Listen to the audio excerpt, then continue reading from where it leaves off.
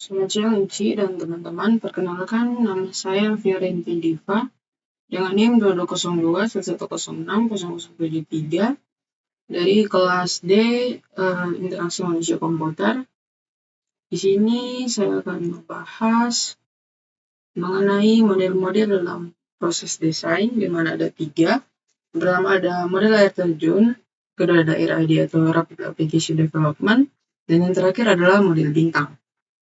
Oke, kita langsung masuk saja pada model yang pertama. Di sini ada model air terjun, ada kalau teman-teman bisa lihat di sini ada dia punya tahapan-tahapan. Kita berfokus pada tahapannya di sini. Yang pertama di sini sebenarnya model air terjun ini didesain berfokus pada desain dan pengembangan sistem. Oke, untuk dia punya tahapan yang pertama ada requirement analysis. Di sini misalnya kita akan membuat sistem untuk pengguna. Jadi kita akan mengumpulkan dulu apa-apa saja yang diperlukan sama pengguna. Setelah itu kita menganalisis nih apa-apa kebutuhan itu dan didefinisikan ke dalam dokumen persyaratan perangkat lunak. Nah, setelah kita menganalisis kebutuhan, kita masuk pada sistem desain. Itu kita membuat desain sistem sesuai dengan kebutuhan yang tadi pengguna sudah sampaikan dan sudah kita analisis juga. Oke, setelah kita desain analisis, kita masuk ke implementation. Di sini kita akan mengimplementasi atau kita akan melakukan pelaksanaan kepada apa saja yang sudah kita desain tadi berdasarkan dengan keperluan pengguna. Jadi implementasi di sini tuh mencakup pemrograman, terus pengujian, dan juga integrasi sistem. Setelah kita mengimplementasi semuanya, di sini kita akan melakukan uji coba atau testing. Di sini testing itu bertujuan untuk menguji apakah sistem yang kita buat ini memenuhi syarat atau tidak. Dan juga kita akan melakukan pengujian, integrasi, dan juga penerimaan. Setelah itu kita bakal development atau kita melakukan penyebaran di sini. Jadi perangkat yang sudah kita buat melalui beberapa proses tadi, kita akan berikan kepada pengguna. Nah, setelah itu kita pada tahap yang terakhir, setelah kita memberikan kepada pengguna, kita akan maintenance atau di sini kita akan melakukan pemeliharaan terhadap perangkat yang sudah kita buat. Misalnya suatu saat ada bug atau kalau misalnya ada bug atau error pada perangkat, kita bisa perbaiki bug itu. Kemudian mungkin kita melakukan peningkatan pada dia punya sistem. Nah, model air terjun ini memiliki beberapa kelebihan dan juga kekurangan. Misalnya di sini kita ambil kelebihannya itu pertama, struktur yang jelas. Jadi setiap fase memiliki urutan yang terdefinisi dengan baik. Kemudian untuk kelebihan yang kedua, di sini cocok untuk proyek sederhana karena efektif untuk proyek kecil dan persyaratan yang stabil. Di balik kelebihan itu ada dia punya kekurangan juga. Yang pertama di sini kurang fleksibel karena sulit mengakomodasi perubahan setelah fase tertentu selesai. Kemudian untuk kekurangan yang kedua, di sini tidak efisien untuk proyek besar. Karena apa? Karena membutuhkan banyak dokumentasi dan proses yang panjang. Oke, di sini kita akan lanjut pada model yang kedua, yaitu model siklus hidup Rapid Application Development. Seperti tadi, kita akan berfokus pada tahapan-tahapannya di sini. Nah, jadi Rapid Application Development ini dia berfokus kepada pengembangan aplikasi. Nah, untuk tahapannya, yang pertama kita akan melakukan project.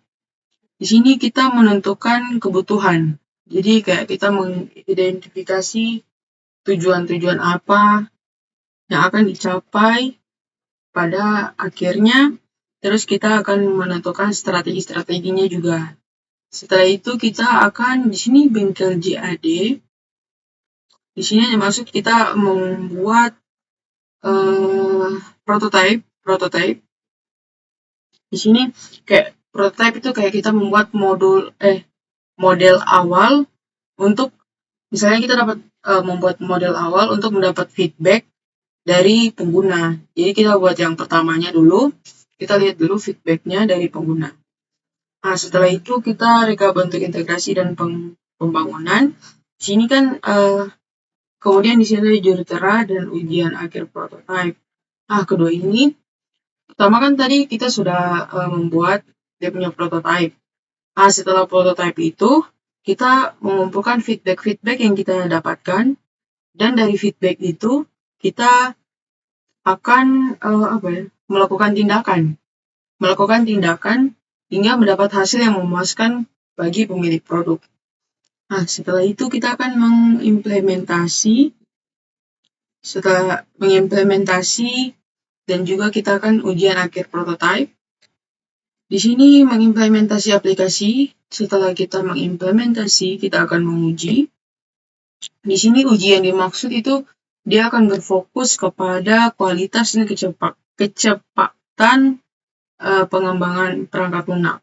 Nah, setelah itu kajian implementasi. Kita memberikan kajian tentang apa saja yang sudah kita kerjakan tadi, dari awal, dari prototipenya, sampai implementasi kita kajikan kepada pengguna. Nah, untuk model RAD ini, dia juga memiliki beberapa kelebihan dan kekurangan. Di sini saya ambil masing-masing 2 contoh. Kelebihan yang pertama itu pengembangan cepat. Karena apa? Menghasilkan perangkat lunak lebih cepat dengan prototype dan iterasi sering. Kemudian, kualitas produk. Produk akhir cenderung lebih berkualitas dan relevan dengan kebutuhan bisnis. Dan untuk kekurangannya ada 2 juga. Di sini kurang efisien untuk proyek besar karena sulit dikelola untuk proyek yang sangat besar atau kompleks. Kemudian kekurangan yang kedua di sini potensi over budget. Kenapa? Biaya bisa membengkak tanpa pengolahan yang tepat karena iterasi terus-menerus. Oke, dan untuk model yang terakhir, di sini ada model bintang. Kita berfokus pada tahapan-tahapannya di sini. Nah, di sini ada implementasi, analisis tugas, spesifikasi keperluan, reka bentuk, prototype, penilaian. Jadi, dia punya tahapan-tahapan itu semua berfokus kepada penilaian. Di sini kita mulai dengan analisis tugas atau fungsian. Jadi, yang pertama kita lakukan yaitu seperti dua model yang sebelumnya, model air terjun dan juga RAD. Di sini pertama yang kita lakukan yaitu analisis tugas dan fungsian. Jadi kita mengumpulkan data, di mana itu ada kebutuhan pengguna, kebutuhan sistem, dan juga fungsi dari sistem yang akan kita buat. Nah, setelah kita menganalisa tugas, kita mendesain konseptual. Nah, setelah tadi kita sudah mengumpulkan datanya, kegunaan, fungsinya, kita mendesain nih mengenai arsitektur sistem, komponen, terus integrasi antar komponen. Setelah itu kita spesifikasi keperluan. Di sini keperluannya kita berfokus pada keperluan sistem, di mana mencakup fungsi dan juga mencakup fungsional dan juga non-fungsional dari sistem, kemudian dokumentasi spesifikasi. Setelah itu prototype. Seperti yang kita tahu, prototype itu model awal. Jadi di sini kita membuat prototype untuk memulai analisa kebutuhan sistem, kemudian kita menguji fungsi sistem yang sudah kita buat di model awal itu, di prototype itu. Kemudian kita mendapat umpan balik atau feedback dari pengguna. Oke, setelah itu penilaian, implementasi. Implementasi seperti yang kita tahu kan pelaksanaan. Pelaksanaan itu kita membuat kode, kita pengujian sistem, kemudian kita penyebaran. Pokoknya membuat kode mengenai sistem perangkat lunak yang kita buat, setelah itu kita melakukan uji apakah sistem itu layak atau tidak, memenuhi syarat atau tidak. Dan yang terakhir kita akan melakukan penyebaran. Penyebaran ini kita berikan kepada pengguna.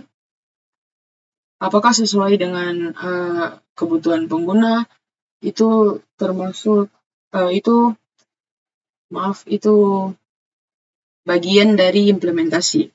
Kemudian kita akan setelah implementasi, semua tahapan-tahapan itu akan bertuju pada penilaian.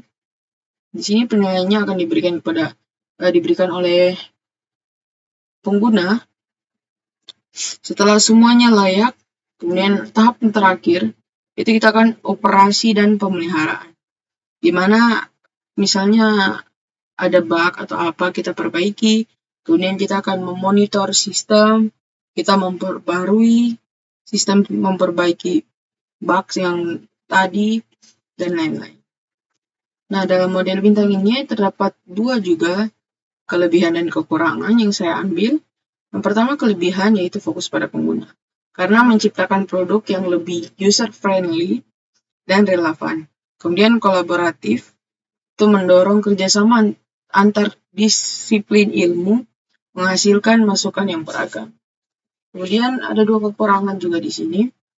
Kompleksitas tinggi memerlukan koordinasi yang baik karena melibatkan banyak aspek. Dan juga sumber daya yang lebih memerlukan lebih banyak waktu, tenaga, dan biaya.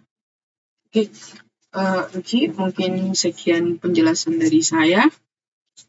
Bila ada salah, kurang, atau apa, saya mohon maaf dan terima kasih.